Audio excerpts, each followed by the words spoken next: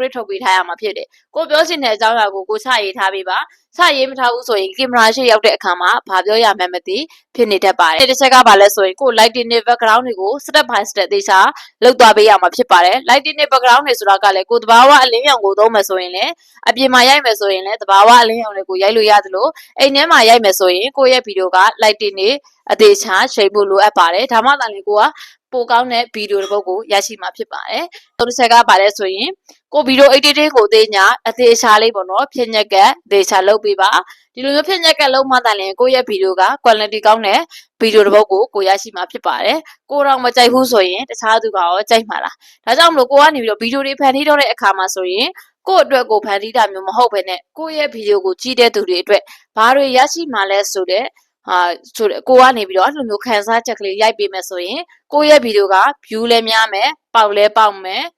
ဒါကတော့ TikTok မှာဗီဒီယိုရိုက်မယ်ဆိုရင်ဘယ်လိုပြင်ဆင်ရမှာလဲဆိုတော့အချက်၃ချက်ကိုလာပြီးတော့ share လုပ်ပေးရင်းနဲ့ဗီဒီယိုပေါက်နည်းရဲ့လျှို့ဝှက်ချက်တွေကိုပါလာပြီးတော့ share လုပ်ပေးသွားဖြစ်ပါတယ်ဒီဗီဒီယိုလေးကအကျိုးရှိမယ်လို့တော့ထင်ပါတယ်တကယ်လို့အကျိုးရှိရဆိုရင်လည်းနောက်ထပ်ဗီဒီယိုမှာပြန်ဆုံပါမယ်အားလုံးကိုကျေးဇူးတင်